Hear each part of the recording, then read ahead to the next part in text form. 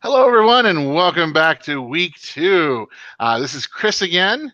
You thought you got rid of me. Ha ha ha. No, you have 3 more weeks of me and my friends as well. So, without further ado, I'll turn it over to Kay, and Kay can reintroduce herself.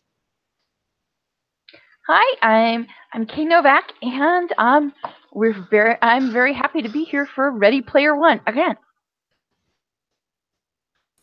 Hey, Next. this is Lear Lobo, better known as Cynthia Caloyne, and I'm one of the moderators on Reddit, and I'm so glad to be here.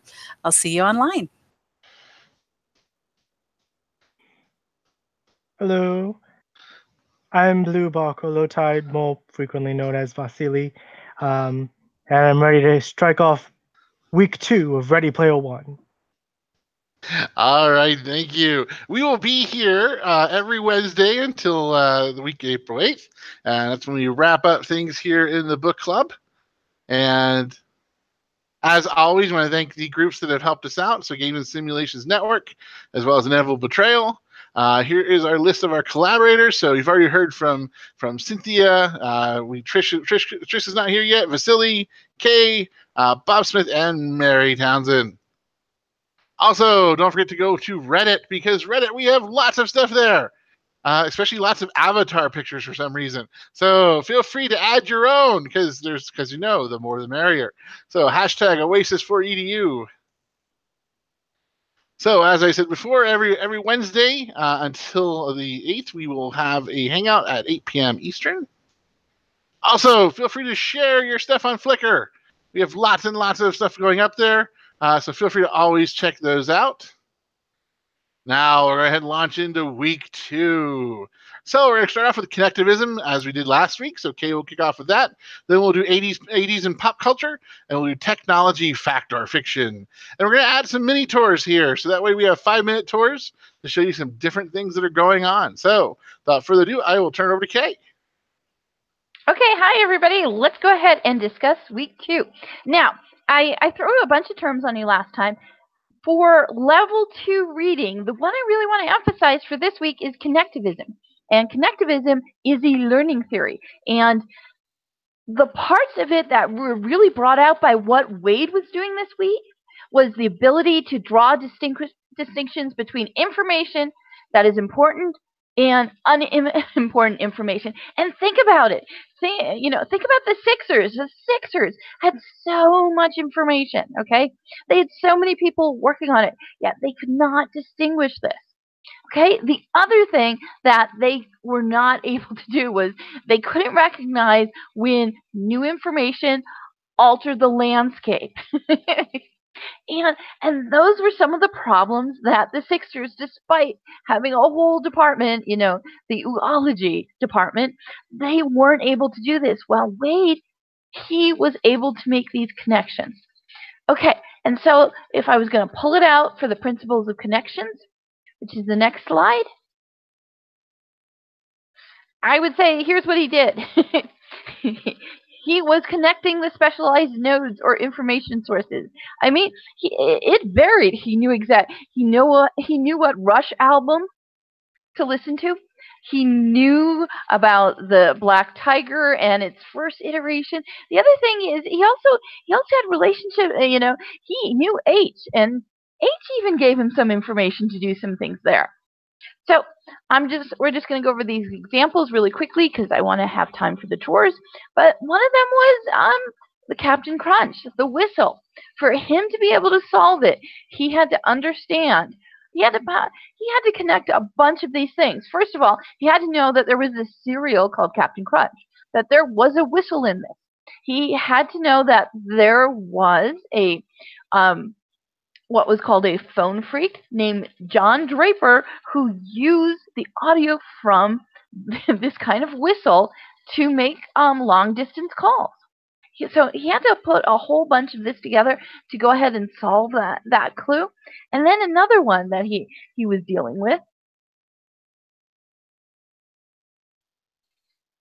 Okay, and this one I thought was pretty good because he really had to adapt.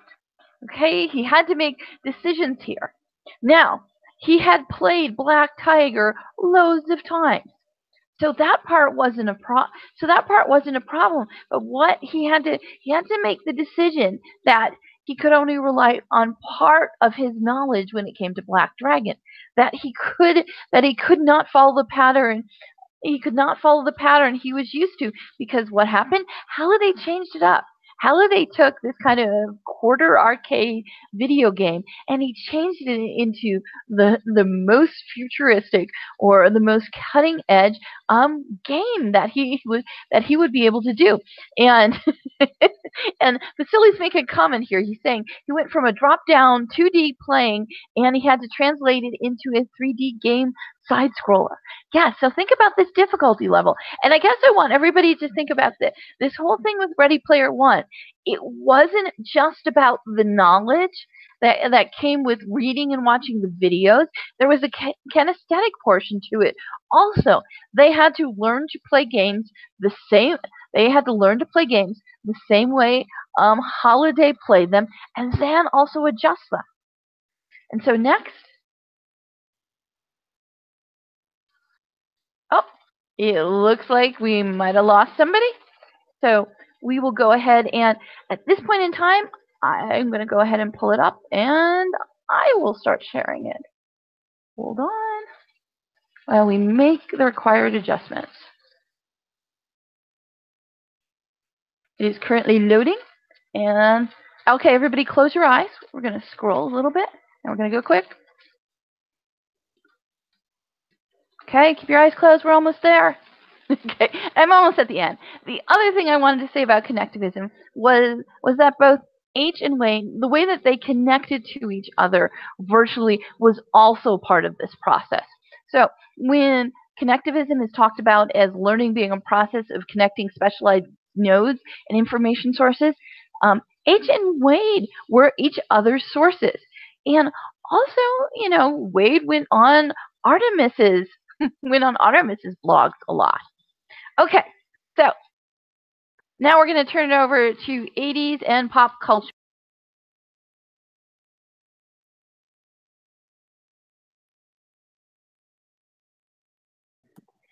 As I said, I'm muted. Now I'm not. This was such a hubbub of things happening. And I love the fact that right then that Artemis was saying her favorite movie was Highlander. How many of you remember Highlander? Such a good movie. Sean Connery. Oh, yeah. Before your time. There can be only one. There is no way you were going to get it. How many good sword movies were there at that point in time?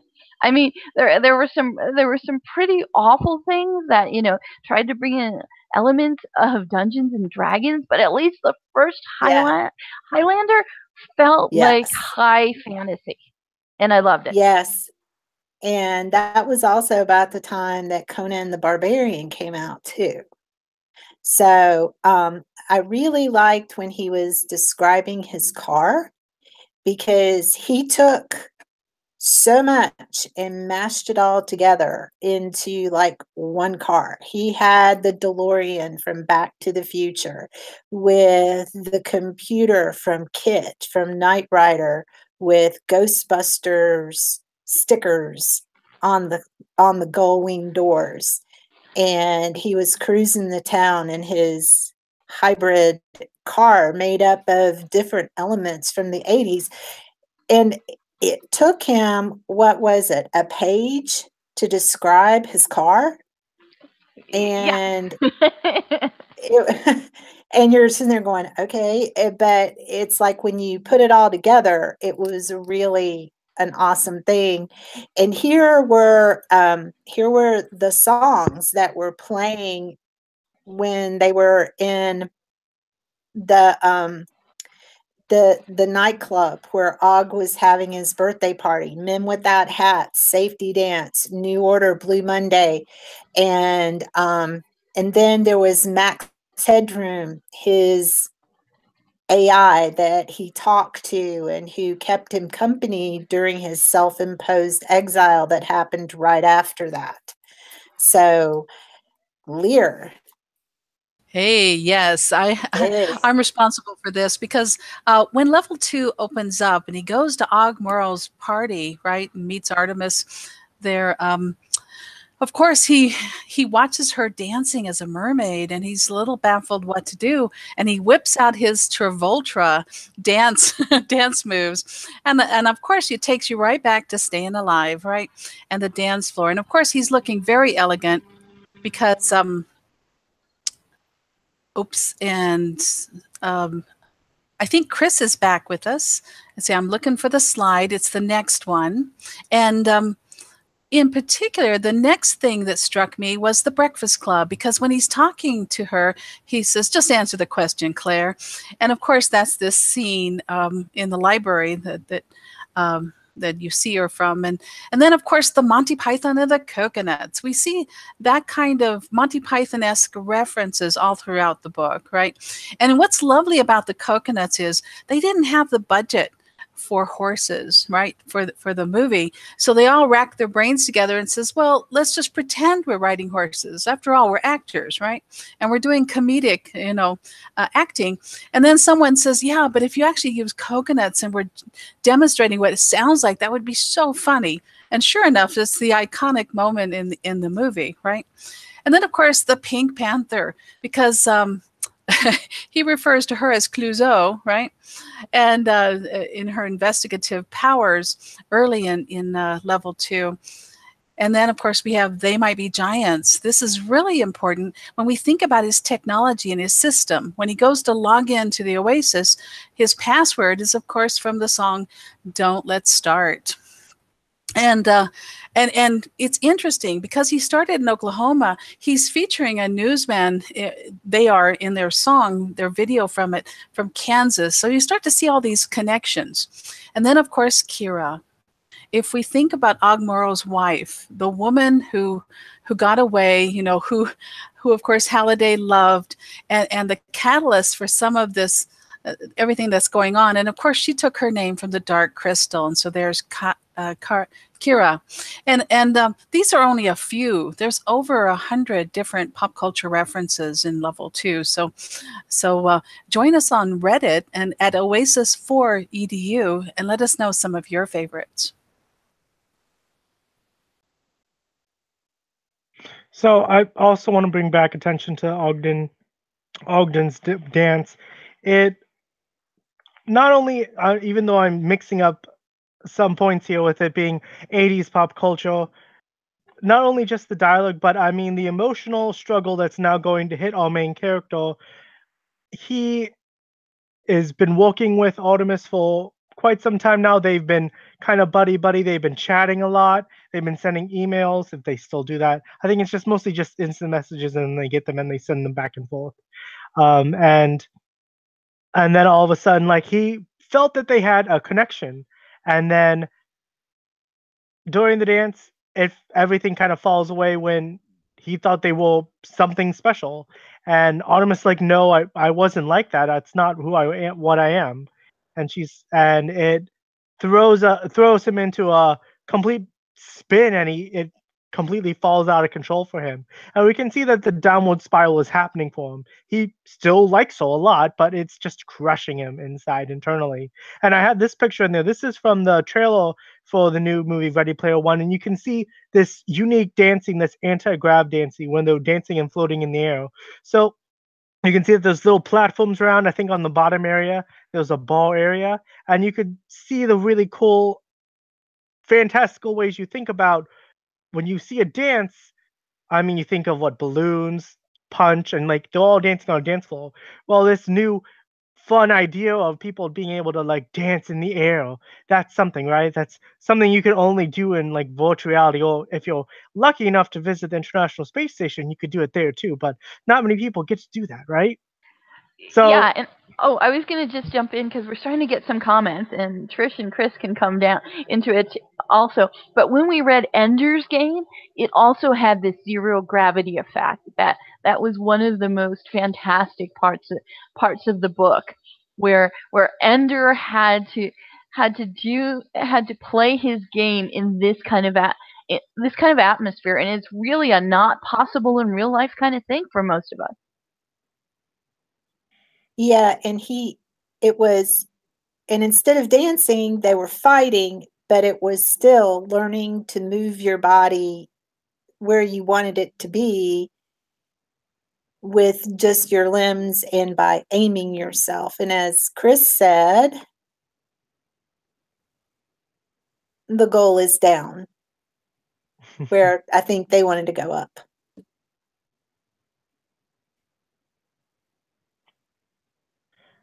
I think on the other slide you had a picture of max headroom. So during that point when he gets separated from Artemis, he's kind of distancing himself from everybody. He's kind of getting some messages from Shoto and Dido and from H, but he's not getting any real connection from Artemis, and he's feeling really lonely. So he gets this artificial intelligence program that kind of talks with him. It's of course a max headroom, so he's programmed to be kind of funny and subservient, but it's still pretty interesting. I mean, all we get is Alexa, right? And Chris, didn't you say when you and your brothers got your mother the Kindle, she just absolutely loved the fact that it had AI on it, so she could talk to her? Well, exactly. That was probably one of the features she was most excited about. We got her new Kindle Fire, and she actually is really happy because now she can talk to Alexa, and Alexa talks back, and so she's having lots of fun with that. So speaking of AI, we'll move on to the next section: technology, fact, or fiction. Need like a theme song or something for this. So we're going to start off with the haptic chair. So the haptic chair, we really sort of, when you start off level 2, we start talking about his new digs. He's now in Columbus. And this is sort of what you see. I spent the majority of my time in the Haptic Technologies HC5000. Fully adjustable haptic chair. It was suspended by 2 jointed robotic arms anchored to my apartment's walls and ceilings. These arms could rotate the chair on all 4 axes. So when I was strapped into it, the unit could flip, spin, shake my body to create the sensation that I was falling, flying, or sitting. So fancy. So it is very fancy. So I tried to find something on it. I didn't. The closest thing I found was this robotic armchair, which I think actually is just a bunch of people messing around with a robotic arm. And they welded a chair onto a hold for the robotic arm. So it was kind of interesting to watch the YouTube videos of these guys flipping each other around on the robotic arm. So Chris, that robotic arm is not unlike what you'd see out in space, for the robotic arm. Some of my students worked on some of the 2D plans for that. Cool. So then we also have other types of haptic chairs that are there. So we have some gaming rigs here. So we see a haptic chair here with some feedback on it for vibrations and different things like that. We see more of a cockpit type of setup here with 3 monitors for like a race car driving game with a cage around you. Again, some more things looking like a little jet ski or a racing module. People set up on it. Looks like they're wearing Mario and Luigi hats. I'm guessing they're playing Mario Kart. And of course, we have rotovr.com. This is the fun one. So you see similar, you actually have you spinning at the bottom. So you see there's a mobile base at the bottom. So you can get your 360 rotation going on. You have your hookup for your VR. And you have a steering wheel because you have to have a steering wheel when you drive. And you also have pedals on the floor here as well. So only $1,500. So when it comes to the haptic chair, what does everyone think? Well, this is one of mine, and this is kind of my dream for it. I left a little gift there, so don't be annoyed by it. Just look at the upper right one, because that's the total package. You can walk in it, suspended. You could drive in it.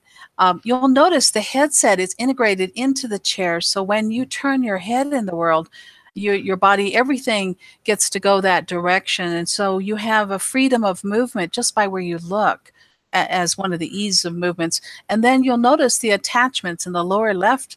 You have you don't just have. I love it. I love it. It's almost like remember in Aliens when Ripley gets into the loader at the end, or actually midway, right? And then she shows how she does all the different gizmos. That's what that is. And so it gives you so many. Yeah, it gives you X, Y, Z. and Z being up, right? And then it gives you yaw, pitch, and roll too, which is pretty amazing. And it addresses the yaw dizziness. So that's really important. And what's best of all, that whole chair and rig and all the gizmos hooked into any of your headsets is $1,500 or less. Okay, so you can spend as little as $1,000 for the chair and some of the gizmos, or you can get the full package with full integration. I know you guys are going, hey, that sounds like a lot. Believe it or not, the chair I did my doctorate in was $1,000. It was custom made in Canada, and it was just a computer chair. So this is so much more, right? And it also works with all this gear. Okay. Available today. Exactly. I was waiting for, but wait, there's more.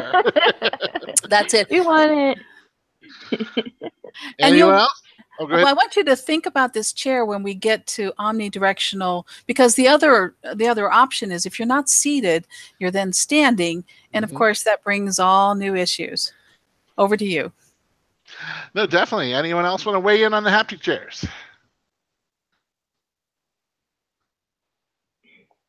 So bringing it back to the book, like it was created to the flow, like you had the code and everything.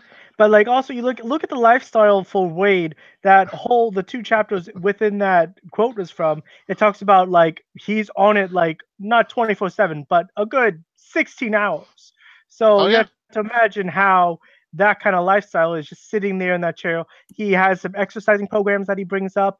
He eats his breakfast out of tubes, nutrient glurp, I think is what he calls it, sludge for breakfast, and then he orders out sometimes. Well, that's got to be better than Hot Pockets. I mean, think about people who are pulling marathon sessions of World of Warcraft. I mean, trust me, it's easy to sit there and play the game for 12 hours. And slurping down Mountain Dews or Monster Energy drinks and eating Hot Pockets. At least Wade started exercising. I mean, he knew he had to, or he's going to have to get a bigger haptic chair. And the thing I wanted to say is in the restaurant business and food retail and marketing, there's something called the 1 hour chair, the 2 hour chair, and the 4 hour chair. And if you ever go to a restaurant and you don't get out quickly and you start going, man, this chair is uncomfortable, it's because the restaurant probably made a determination they weren't going to get the comfiest chairs in the world. So I just have to say that while there was a lot of, in Wade's world, there wasn't a lot of comfort, but if it was in my world, I'd want to make sure it was designed for that 16-hour experience and not like a 1 hour restaurant or bar chair. Well, exactly. And the restaurants go for the different hour sitting also because they can turn their tables faster. So that's the other thing about it is some restaurants, they don't necessarily want you there for 3 hours. They like you there for like 30 minutes. So what we have here, for me, the verdict is we're getting there. So we have lots of options as we've seen here. It's not quite yet set up where you have the robotic arms and you're suspending it. Also, the other thing that chair did is it also folded out to his bed, as well as taking different shapes as well. So it was beyond just the chair. Because it was also his bed as well as some other furniture that he was using. So the Haptic Suit. So we have the featurette. So this is sort of what the artist's rendition of it is in the trailers we've seen from the movie. And we have some simple ones that are the vest, which give you some feedback, which is simply vibrating for explosions, different things like that. So some of the normal biofeedback you might be used to if you played some of the older arcade cockpit type of games that shook you around. You get something similar here on the suit. Here you see a little bit fancier one down at the bottom that's covering the chest, and also you see some haptic gloves as well as some visors on it. And of course, it has to be mine, right? Exactly. Well, when I thought about technology, I thought, what's on my wish list? Okay, let's put that up here. And some of my students have participated on the Kickstarters for this. Some of them have this equipment and are testing it. Some of them are Disney Imagineers and folks who have the budget for this kind of thing that I don't have, right? And so On those last two, they looked a little like a still suit from Dune, and so does this one, right? Something you would be recycling your water in. What's cool about this one, and of course, the next couple of slides, I do have some stats on it, but it has a haptic feed. Well, you don't have to go there yet. We'll just look at the features and then we'll geek out, okay? So you have this haptic feedback system, which means there's 46 sensors that are going to jiggle and do various things to give you feedback. It also has a thermal, so it's going to get cold and hot as well. But fortunately, it has a climate control system, so you're not cooking in this thing, right? And then, of course, motion capture. So it has 14 sensors for motion, which isn't as rich as some of the motion capture suits, but it's pretty good. See, the goal here is probably not to record animation or BVH files for avatars in virtual worlds or for comics or cartoons or whatever. It's really for you to move and have your avatar respond, right? And then multiplayer enabled, that's why they're touching, so you get this interaction. But my favorite is washable. A lot of the early gear is not washable. Yes. So what happens is these sensors all come out of the suit with cables in some of the suits, and then it's easy to wash. It's also one of the suits we're going to see you can put on in less than a minute, and that's also a charm, right? This one's called the Tesla suit. It is beautiful, and I think our book club has to start looking for DARPA grants just so that we can start playing with this. Well, let's take a look at the stats. Now you can go to the geek moment, right? And I put both sets here. And of course, this comes from teslasuit.io. So this is not my content, but it does show how their animations, when they move on these joints, you get a sense of what kind. You're going to be able to tell when he bend over. You're going to tell when he's be able to twist. And then, of course, the arm gestures. But we're not going to, you notice there's no sensors on the hands. So we're not going to be using sign language, okay? And we won't know when we're pointing necessarily because you don't have sensors on the fingers. And it's not as rich. Oh, yeah, go ahead. Go ahead, Kay. So it's going to be arm. It's going to be arm movement, leg movement, and twisting of the trunk. Yeah, so the thought here is the game system has animations built into it, right? And so the player is kicking off the gesture, and the game system then interprets that to the rest of the emotion. So like if you were playing your warlock and you were casting a spell, your arms would raise and you would go through the verbal semantic gestures to cast that spell. This suit would track with it. You'd have to do it in the suit for your character to do it in world, so it would know the trigger. That would be your way of saying, I'm casting this spell. You wouldn't be clicking a button or a hotkey for it. You'd actually be doing the gesture. The difficulty here is, do you know how physically fit we would be if every time we went around attacking something or running from city to city that we actually ran in place? It would be beautiful. And I do want to, and this is a comment based on what you said in the last session. You said about how haptics and you have to keep your arm out and stuff like that. I think here's my opinion. My opinion is if it's engaging enough, we would adjust. And I'm basing it totally anecdotally at my experience at the Turkish Student Association's dance, because the female Turkish students do not dance the way American students do. No, they don't. Have their arms up the whole time. They do. But you know, the problem is, that's why I included a slide on the Connect, because while we don't really mention that in the book, that is a gesture-based recognition system, and it's very successful. I have probably a dozen Connect games, and I don't have the space to play all of them because kickboxing in my little living room is not a good idea. People or four of us all dancing, right? Yeah. But one can do it. And the thing is, even if it is engaging and even if you are highly motivated and excited, the body is frail. Especially the older we get. How many hours can you... that dance only lasted about 2 hours, okay? Yeah, exactly. And of course, they were physically fit, young, etc. But imagine doing that at like 50, you know.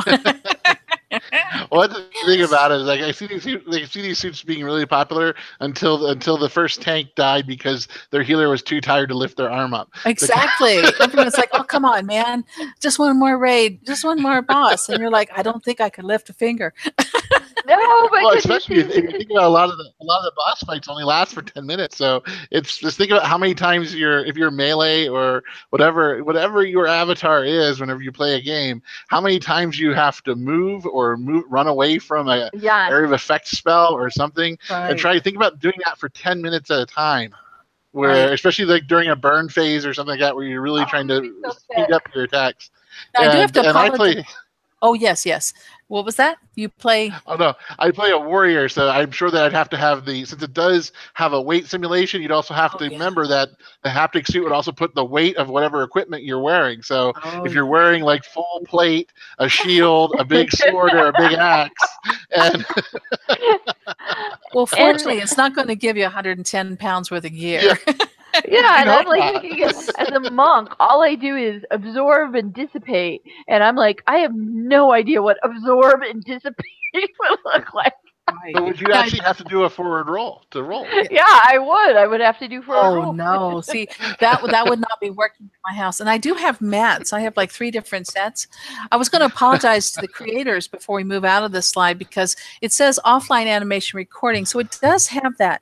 But I'm not thinking about animation like I would for a mocap dance, as we would see in Second Life, because there aren't that many bones being rendered. So you'll get arm gestures, waist, and legs, but you're not going to get the neck turning, for example.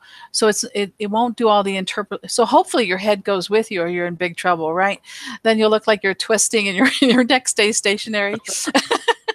You guys aren't laughing, but imagine for a moment your head and neck froze, and your shoulders and hips and everything else went somewhere else 360. All of a sudden, that looks like The Exorcist. Okay. Oh yeah, exactly. Anyway, or reverse. But it is interesting, and so you can do some of that, and then through the software, you would move the other joints. By the way, speaking of motion capture. Okay, this one's mine also, and I love this. This is on my wish list, the Rococo suit, and it's mobile in the sense you can go 100 feet from the station. It's wireless. It's lightweight. She can get in it in less than a minute. All the sensors come out of it for washing, okay? And you have 19 joints. So he's dancing on the right. That's a video from the site. And he has a virtual avatar being rendered in front of him, almost as if she's in a mirror. So you get this mirror effect, and he's spinning around and prancing and stuff. And it's so funny to see the reaction of his female version, right? The virtual. It is very fluid movement, wonderful. It does come in sizes, so it's not one size fits all. See, many of these suits are one size fits all, and I'm like, that means not me. And I'm thinking about like the Jennifer Lopez J-Lo reality show, like World of Dance, I think it was called. And the hardest thing was, getting people to sync up in the dances. That's right. See, in Second Life, we handle that by putting in a sync that resyncs every 20 seconds.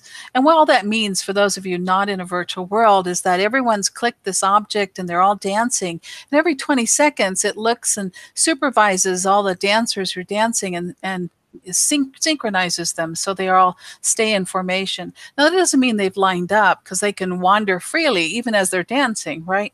And they can get beyond the listener so that the program that's listening and supervising their dances can lose track of them. But otherwise, they have a freedom of movement within 20 meters or 60 feet. So that's the Rococo. And it's about $2,500. There is a $2,000 version. Right now, most people are buying the $2,500 version. It's available.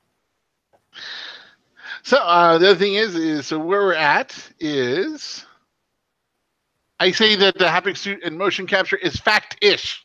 And the reason being is that quite a number of the pieces that we when we looked up, they're on the wait list. So they are available, but a lot of them, the way to think of it is a lot of these are new products, so therefore they might not have the manufacturing down to quickly produce the amount of surplus order that you're used to whenever you're going to places. So there a lot of them are ramping up. So it's there again, but you will have a wait list. So Oh, let's be real. It's on everyone's wish lists. wish list and wait list. So the next piece is we talked about this earlier, the omnidirectional treadmill. So this is what you sort of see with a lot of them. You see a support. You see the treadmill underneath. The person's wearing the VR setup, and they have little bracers there. And before you move off of this, look at his feet for a moment. You'll notice that that's sloped a little bit. So it's kind of like a bowl that fans out and up a little bit on the edges. The problem with this unit, just so you know, in case you're shopping for one, is you notice where it's hitting him for you guys, okay? This would not be good if you were running forward and you leaned against it hard or you slammed back and forth. You might injure yourself. And I know it's padded, but I don't know about you, but if I hit it with great force, it would not be a good thing. And then it's kind of low once you think about that. And there's no strap for his waist or anything. Well, there might be a little strap. I see that donut thing on the left, but it doesn't look, you'll see other models. So if you're shopping for one, keep that in mind. Well, exactly, and that's the interesting thing about it is that it is very low. So it would mean that it almost seems like if for whatever reason that he took too big a step forward or whatever, you'd almost be toppling yourself out of the ring. That's right, and that's what happens. Yeah. And so here's another version of it with the adjustable ring. This is from Virtualizer, another product. And then this is another concept art of another omnidirectional treadmill that another company is working on, where they have sort of this robotic arm or this support strap where you're just sort of buckling yourself in, kind of like the amusement rides, where you just sort of strap you in, maybe your feet are hanging free. Those type of rides, it's kind of what the same concept is, and then they just put the treadmill underneath it, and you can see it's connected back to the base back here as well. So see, that's another a good idea. That's a good idea. But imagine for a moment you strapped yourself in and you're looking at that little support at the top and you're running for it and then you fall. Your avatar falls or something happens, or you're going into one of those rolls like Kay's going. She's going to go somersault. That's what you want to do next. And will that support your weight? That's the question you have to ask yourself as a user. No, it would not.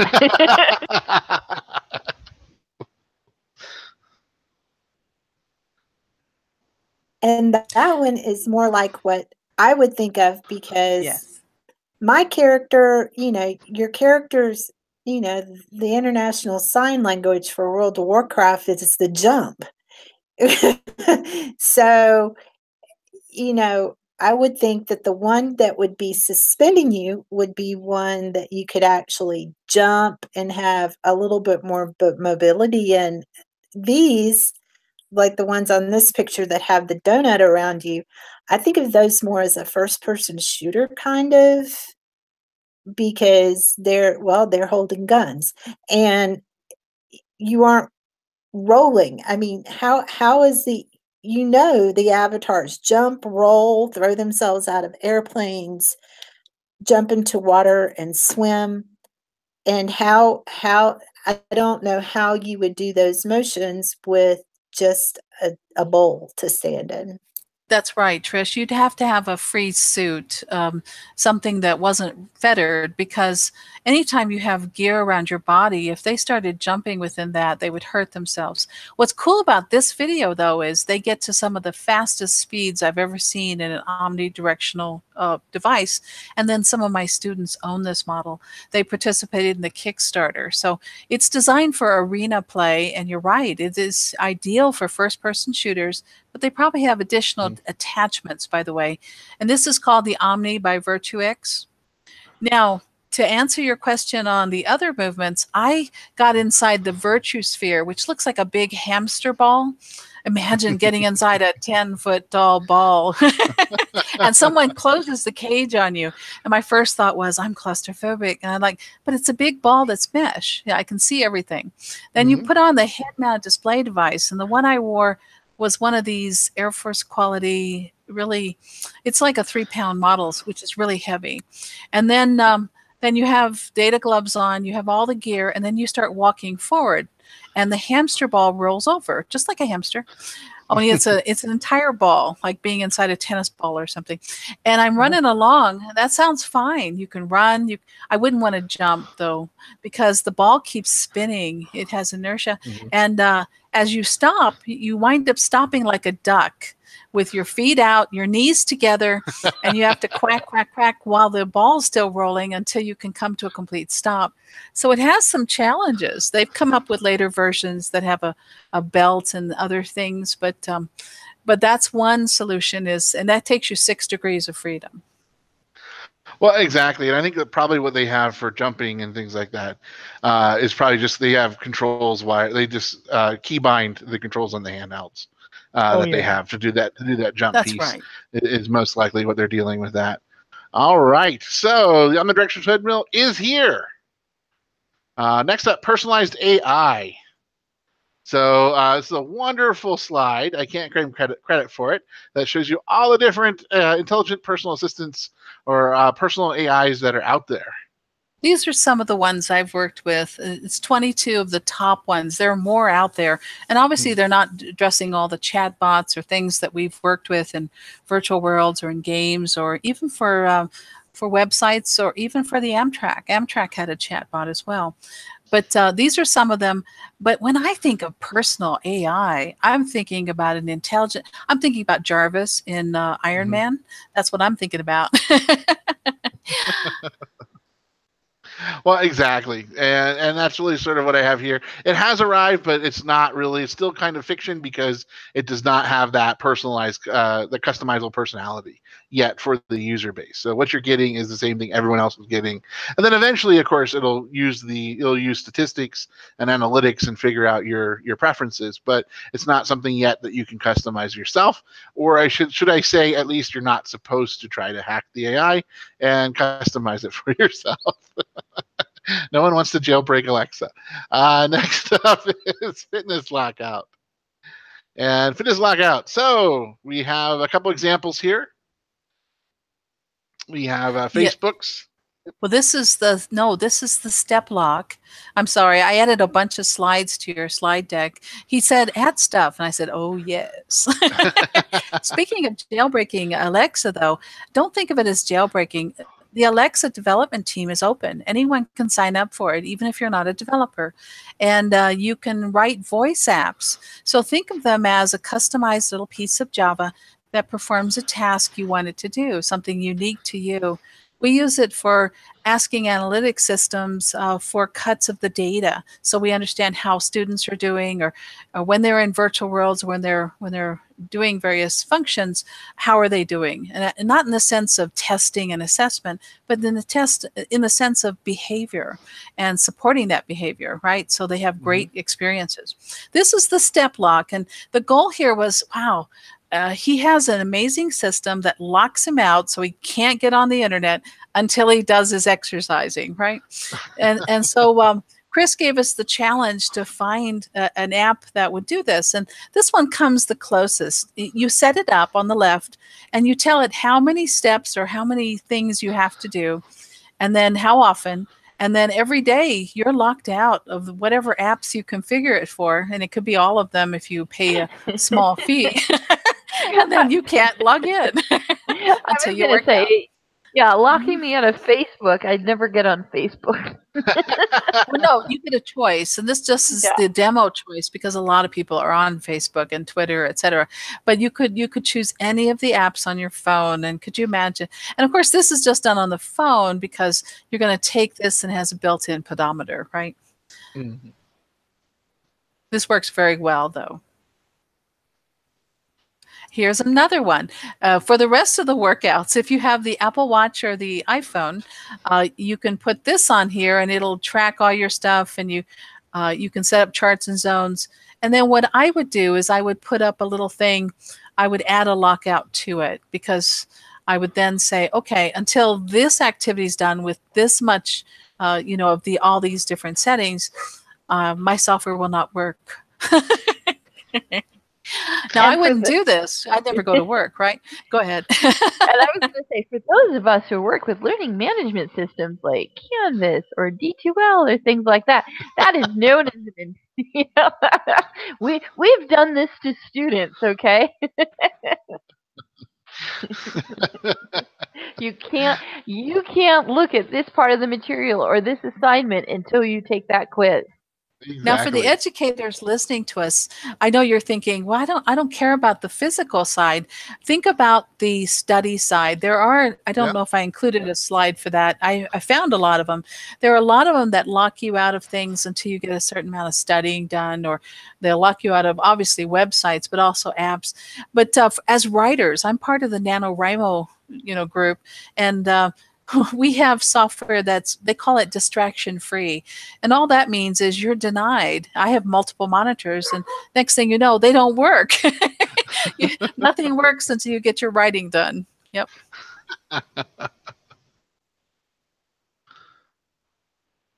Oh, these are two from the Connect, because remember I mentioned the Connect works really well. And for those of you who have kids, right, and you're very interested in engaging your kids at school or kids at home, you'll see 5 very popular Disney films and characters from them, and it's a workout program, and in the sense that you're running along and doing everything they do is in place, right? And then a Skyrim for folks like us who really like the adventure and the dungeons and the amazing maneuvers and stuff. There's Skyrim for the Kinect also. Now the Kinect on the Xbox One has closed, but on the 360 is alive and well. And this was from the recent March 2018 top games.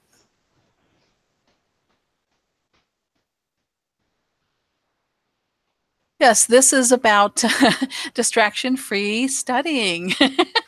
Because let's face it, we're all about education, right? And I love the names, Cold Turkey. That just scares me, doesn't it? Because the problem with apps is they misbehave, right? That's their job. Mm-hmm. They don't always work. And when they don't work, some of these, I was looking at some of the reviews, not for these 3, by the way, but there were others. And some of the criticisms were it still blocks things even after you uninstall. And that would be bad. Right? Oh my God. Yes, I can see that.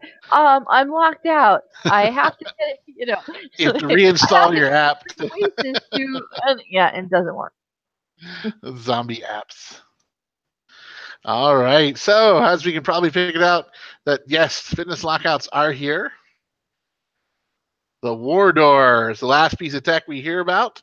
And the idea here is just sort of on a couple pages here, talks about the war door. So not only is it an armor-plated door, an airlock as well, there's a scanner mounted in the hallway. There's the outer door unlock itself and slide open. You can put the stuff inside, and then it would go ahead and scan the package, x-ray it, and analyze everything there is to do with it, verify that it's actually what it is, and then also, once he accepts it, deliver confirmation and make the payment. And then you have it. So it's a way for Wade to go ahead and really not have to deal with the delivery folk. So the war door. So here's a nice tiny door that could fit in anyone's apartment. You're so funny. This is from NORAD, and I've been through this door more than once. What's interesting is when I worked for the Situation Room, the mirror image of this space, we had big, thick doors. They weren't as big as this, because you'll notice this is much taller than the man who's going through the door. And this door sticks, by the way. When it sticks, they all have to sneak out through a tunnel out the back, right, on their knees, So it's not a lot of fun. But we had very, very thick doors. And we had the kind of cleansing area in between 2 sets of doors that he describes in the book. Mm-hmm. So that's not uncommon for situation rooms, for missile silos, for places where you might receive a bomb and you don't want it to be effective, you want it to detonate outside the door. That's the goal. So, but we don't have them at home. However, I did give you another photo if you want to see the home version. I will. One of the things I'll say is that vaults aren't just for NORAD either. I have My father, in one of the facilities he used to work in, he actually worked inside a vault, and the door would open for everyone to go in, and it would close.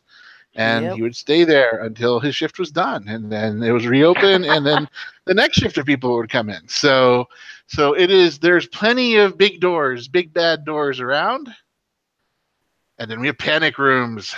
That's right. And you'll notice they have reinforced, and yet they can look very nice. Those are very nice looking ones, huh? Exactly, nice wood paneling. Got your wine rack in there as well, because if you're panicking, the best thing for you is wine. And You bet. all right, and now other things that are out there. So it's kind of interesting. So what you have here is you have a lockout box in the top right. So what this does is it interfaces with your device, so it lets you so you let it know whenever you have deliveries, and then your delivery person come in and can scan your package. It should match up with the orders. The lock will unlock on its own, and they'll be able to put the package inside the box and then relock it. Next one on the upper right hand corner is an airlock, sold separately. And then down at the bottom, you have some of the different scanners that are down there for scanning packages. And then you have also the chemical analyzers that are there. So there's lots of moving parts for that door, for the war door. And while pieces of it are there, the doors and airlocks are here, and you can obviously get them if you have the money, you can get them for your home use. But definitely not something that the average consumer is getting there. And really, when it comes to the scanning and the Internet of Things integration, really is not there yet. So it's currently fiction as a whole piece. But like I said, there are pieces that are actually there. And that brings us to the end of our fact and fiction for technology. I'm going to go 5-minute tours. Okay, so we're going to do we're going to call them 5-minute tours. I'll try to make mine 5 minutes. And then here in blue, we'll also have them. And so here in Second Life, I am here. And everybody, big shout out to Laurel she is an educator from Escambia County in Florida. And we're here waiting for you guys. So the first one I know that we're supposed to do is the first one. We told people that we'd start out here, but then we're gonna go to something that Blue built next. And I think I'm hearing an echo from somebody, so somebody I want to check their mic real quick. But I'm gonna go off, and Blue, we will go, if you want to pull up Second Life and show us one of your builds, that would be absolutely fantastic. And I'll go over to the slide. Now, this is one of the ones that I believe Blue was involved in. This is at Virtual World's Best Practices in Education. It is at the conference site. This online conference happened over last Thursday, Friday, Saturday. It was fantastic. And Blue built some of the things here in this virtual world. So as soon as he's ready to either send us a teleport or share his screen, we will take a tour of his place.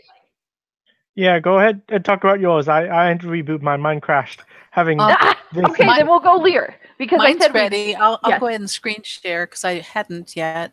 So I'm on screen 2, and you guys can see it there.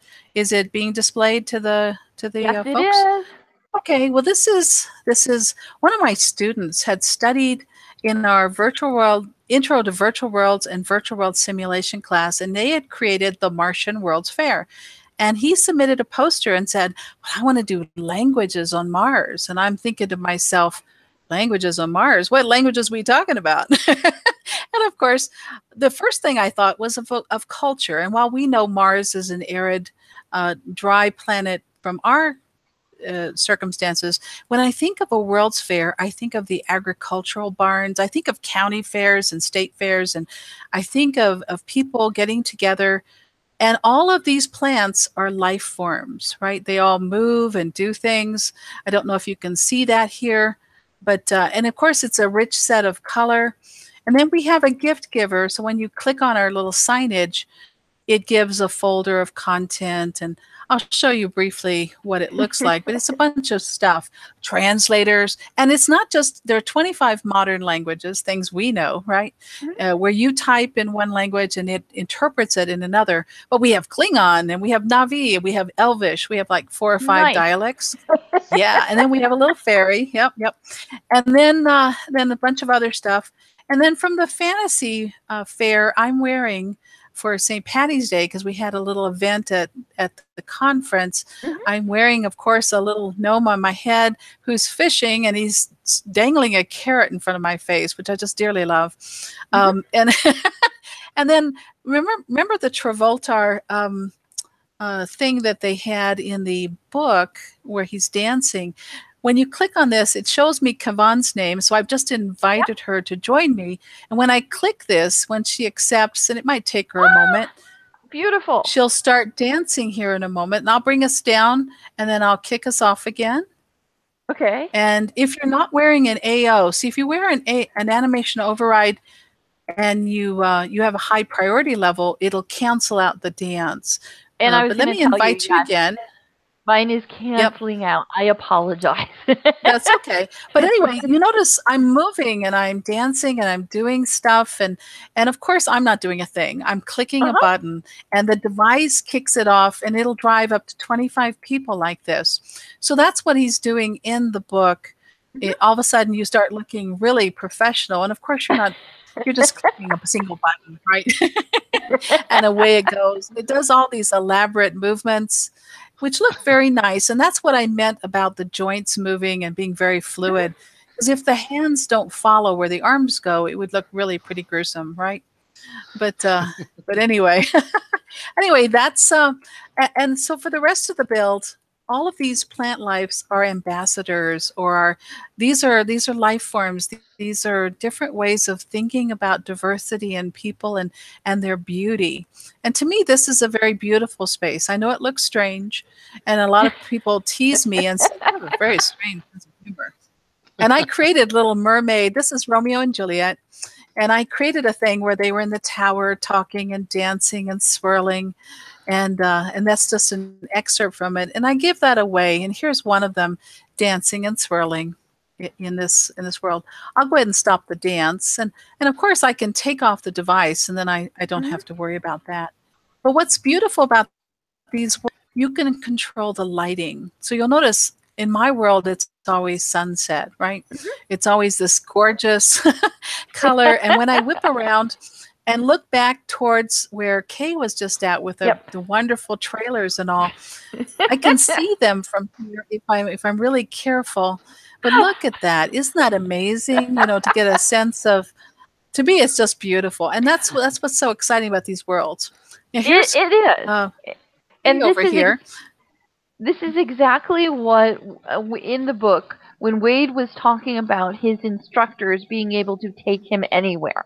The place where we currently now are virtual world's best practices, and we were given we were given a box, and we were told, build within that box, don't go too high, don't go past this.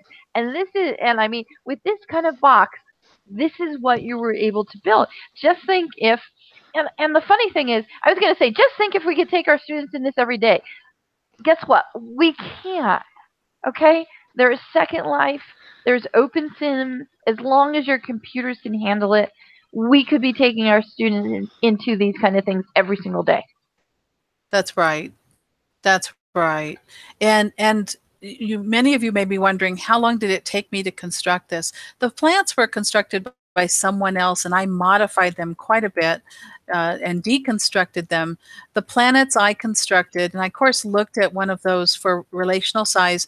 And yes, Pluto still exists in my planet. Okay, my galaxy, Pluto's still welcome. and of course, and I do have a bit of a sense of humor because some of these things reach out and grab you, right? But it's only for hugs. But yeah, you can take students to amazing places. I'm right underneath the build, underneath the water, because I'm the kind of person who's very interested in the inside out perspective. And of course, I have a world underneath it because I don't like to be limited. And Blue's going, I'm one of the conference organizers. What are you doing under the beach there? And what I did was I saved things. So when educators came by, if they needed stuff, like I do have a little gift viewer here if you want a copy of it. It's in my folder. But you'll notice right here, it's showing highlights from the build. So this will cycle along. I may not have it executing right. There it is. So you can see some of the photos popping up. And but anyway, there's all kinds of little hidden things within the poster. And that's what I love about a virtual world. And I'm Blue. Are you ready or not quite ready? Because if you're almost ready, we'll go to your place. If not, we'll go back to visit Ready Player One. I am ready. Did you want to go to my poster session, or did you want to go to Under the Sea? I love Under the Sea, but it is totally up to you which one you want to take us to. No, I like Under the Sea. Oh, it was. I mean, I got there accidentally. A teleport did not quite work, and I ended up in the water. And I'm like, wait a minute, what is this here? So it's up to you if you want to show your screen or if you'd like to send us a teleport. Either one works. And here's the fun thing. In a virtual world like Second Life, guess what? Remember how Wade says teleportation is expensive. Trying to get from one place to another costs money. In this virtual world, at least, it costs nothing. Okay? And when I say, do you want to send me a teleport? He basically has to click on my avatar name and then click another button that says, would you like to transport to where Blue is? And that's it. I mean, I just wanted to. I teleported into like the lounge area, not the sea area. But okay, I think I got to the sea area. I think I really like the sea build this year.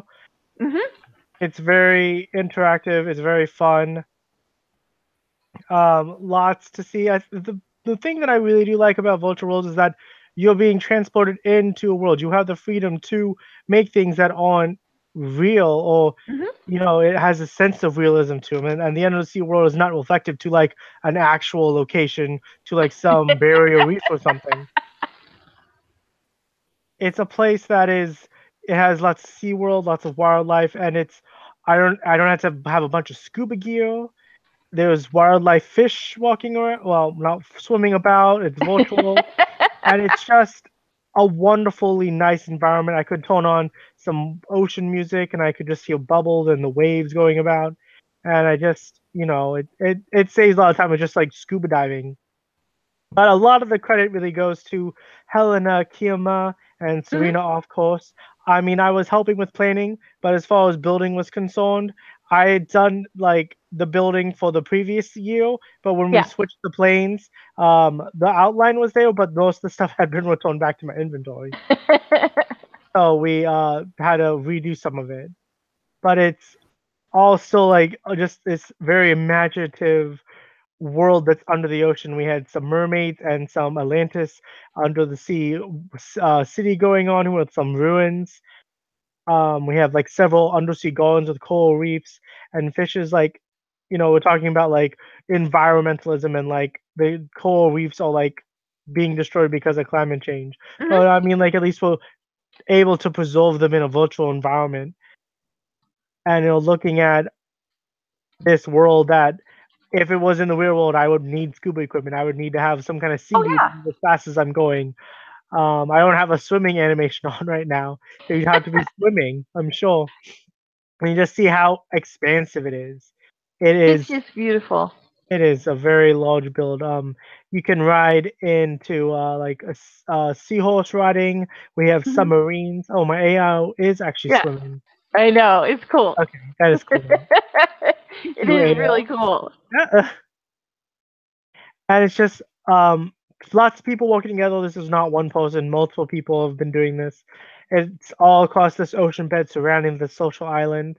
And it's just people working together, putting stuff together, and then seeing what works, and just finding a nice cohesiveness so it doesn't crash people's computers.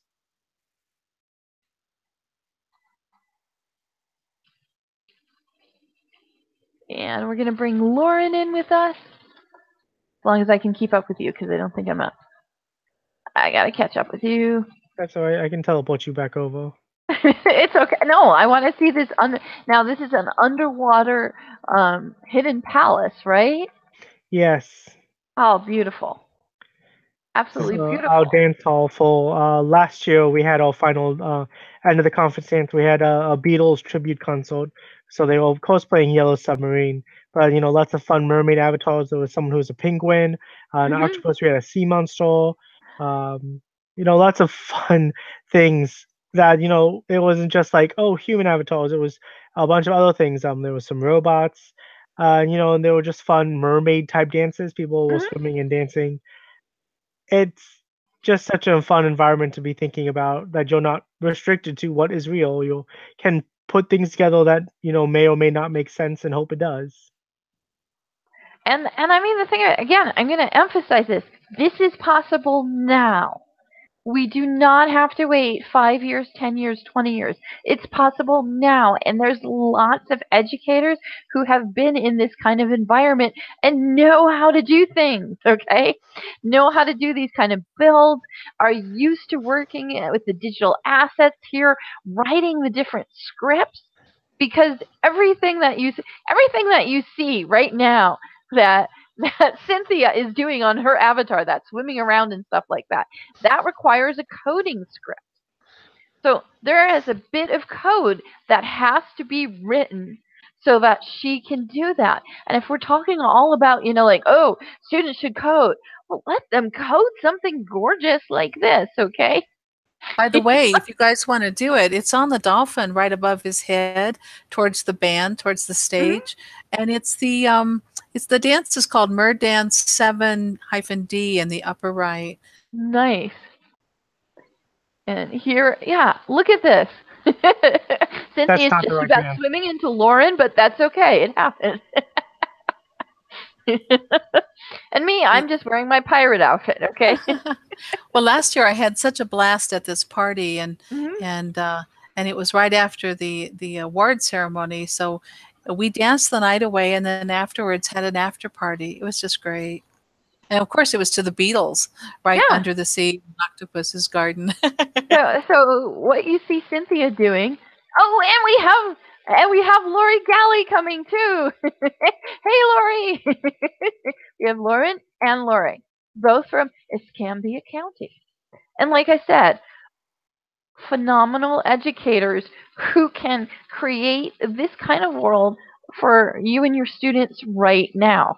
Okay? Chris did his whole technology fact or fiction. This is fact.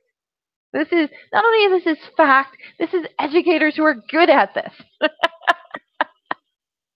This feels weird. It's beautiful. And what you're seeing now on Blue's screen is you're seeing him working with some of the different animations. And he's just pulling it off to see what's doing. And you'll see Lauren right there, total mermaid on us. But think about this. Think about if you could give, and okay, I'm not going to bash Minecraft, but think about the difference here. And Laurel's typing in chat so that we can see it. She just goes, "This feels wonderful." Yes, as great as Minecraft is, I will tell you, never for Minecraft did I walk around taking pictures of things so that I could then bring the image into a Minecraft build, okay? With Second Life and things like this, I absolutely do this. Because just look at the tiles. Think about if you told your students, make an authentic, submerged temple. The difference between them doing that in something like this, where they could bring in the images, versus Minecraft. Again, Minecraft, easy to use. Got it. It's fun. Got it. For those watching, Blue was just going through his inventory, selecting an animation that he's comfortable with, because not everyone's comfortable being a mermaid, right? Guilty. Totally back to Wade. I thought it was very brave of you, Blue, for having your chat log open for much of the tour, because I don't know about you, but every once in a while my groups, they say the most wonderful and unique bohemian things. You had the whole brain health up. Whole brain health and is this safe. is and it's just beautiful. Okay, look at them. And this is why someone would go to a dance in a virtual world, because you can control an avatar, you can do this, and trust me, it's pretty relaxing too, believe it or not. And while we don't have the music piped in, most of the time these kind of dances will have the music piped in. And also, while we're doing a bit of text chatting, you can go on Second Life's voice over IP and talk that way, just like you would in Skype.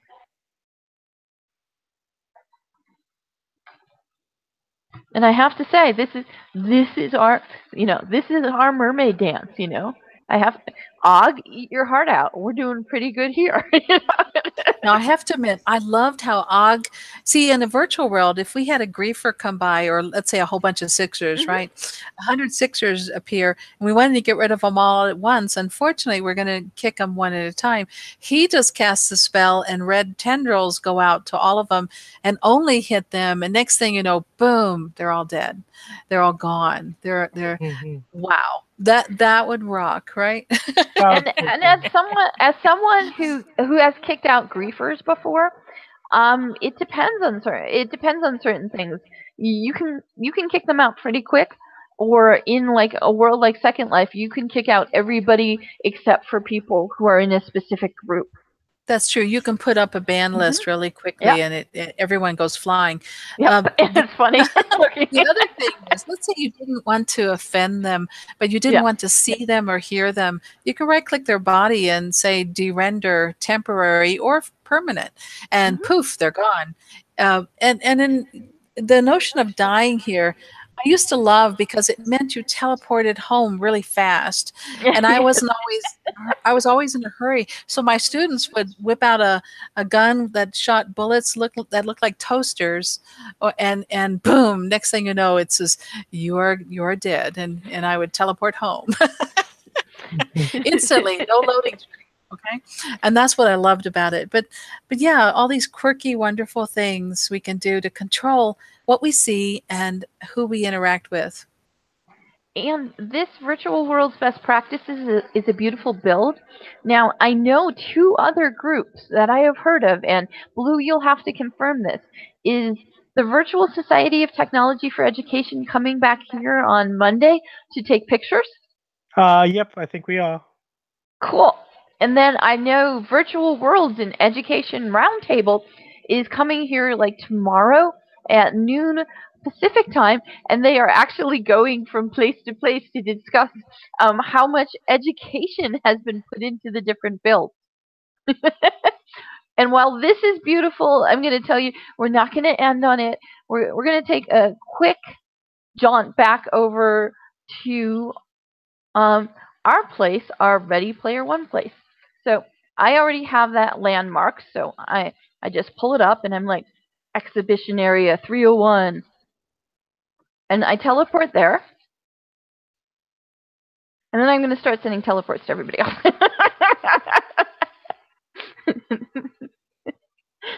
So I'm going on people, and I'm going, who are my friends? I'm offering them a teleport. Okay, Laurel's the closest. We have to find Blue and Lear somewhere. Why am I not seeing them? If I already sent you a teleport, I should be in your chat box. Yeah, I was like, hold on. Okay, we're getting Lear. I'm already heading there. I already had it landmarked. Blue. And I grabbed Laurel's and good. Lori's. Did you already teleport them? Yes, they are good. Great. And I don't know why I'm not seeing him. Blue, can you find your way back? There you are. Okay, gotcha.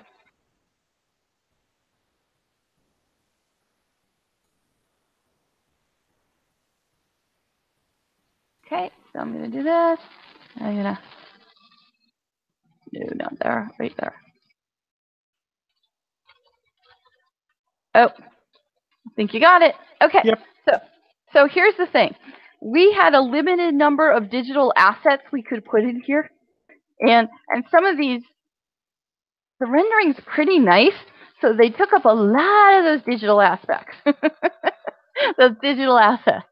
But I just wanted you guys to know you can come here. And Blue, and Lear, how long is this open until? April 10th. Oh, April 10th. Okay, that's a good long time. So, everybody in the book club, this is your home. Okay, come to your home. Make it. And basically, what we have here in your home is, well, first of all, someone's dancing. Yes, that's right. Now, these blue. These blue balls, oh, that's awful to say. Hold on a minute. Okay, so these blue orbs that you see here are the first dance orbs I ever got in Second Life. And Lear was the person who gave them to me. And they're wonderful because, look, as long as you're flying, you can just dance up anywhere. So that you know, and you can't see it well on my screen, but if it's your first time here, I have a bunch of scripts. I wasn't really supposed to have a bunch of scripts, but if you walk around for the first time, objects are going to talk to you a lot. If you come into this first place, boom, boom, boom, up to the first trailer, yeah, it's a bit like a classroom or a website, okay? You can come in here and you can go ahead and click on the different things. I am going to have to reset them because they stop looping after a while. But there's also video games, each and every one of them. Oh, somebody touched the book that said don't touch the books. Yeah, and that's what happened. So feel free to come in here. I touch that, and it's supposed to loop. It'll loop now. So I have to reset these On my every so often. They look like beautiful books, by the way. And Yes. who wouldn't want them flying around you, right? Yeah. And the thing of it is, touch on things around here if you can. Well, a lot of things talk, and we'll just go into this first one. Oops, I'm sorry. Oh, in Second Life, unlike other video games, if you're rude enough to walk into someone, just like I did with Laurel, you actually push them. So I really have to apologize to Laurel for having done that. That was mean. I shouldn't have done that. Okay, coming out here, I want you to take a look. The robots, those are our robot sweeper slaves that Chris said are going to come back and haunt me for having done that. Okay, so you can also fly. They're going to fly up. You'll be the one that has to explain yourself to Skynet. Yes, I know. Okay, so we decided we didn't have enough prims to actually do everything Ready Player One. So please explore the trailers, have fun with that. You'll see some of the design elements, like this floor, the burning dance floor changes the colors changes the fluorescent colors, and we thought that was a feature rather than a bug. Okay. So a couple other things. Feel free to come up here to the portal because we deal with portals. Hit teleport. Nice. Now, the thing of it was, when we were building this, we saw it would not take us all the way up to the top. So we went, shh, don't tell anybody. But we got one of these doors that's already scripted. It's called an anywhere door. And if you click on it, you make sure you get the icon for sitting.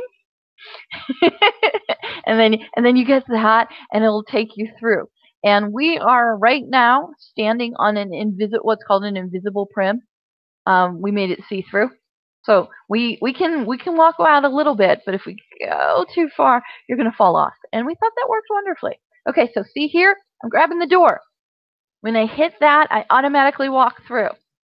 And like I said, we couldn't do everything, so we decided to do the joust. So if you come up here, if you actually click on this video, it will bring up the website where you can play Joust, okay? So you can play Joust, and then once you play Joust, we feel that you'll probably wander around a little bit. So touch the door. It'll make a little noise for you. And then what we have out here, we did our own nostalgia. if you come out here, you will end up seeing a sword in the stone. And here we go. and if the inventory doesn't work right off the bat, just wait a little bit. It'll work after a little bit. And you can pull up your very own sword. And this sword was from VWBPE, I think in 2011, when they did the theme of Be Epic. So you can have your very own sword to go ahead and wear. Okay? Seems so long ago. It does, doesn't it? But we decided to put our own nostalgia up there. Okay? So we're going to just fly up, and then at the very top... There's more? Well, there's not but much wait, more. there's more. Oh, I didn't know At about the this. very top, this is our political statement, okay? Oh my god. Okay? We call this the black... We call this Keep the Internet Weird, Kaba. Okay? If you click on it, you will get information. And this is our political rapid response thing, where if you are unaware, the FCC is going to repeal net neutrality. There are different groups, the ACLU, the Battle for the Internet, who, if we get one more senator to agree, we already have all the U.S.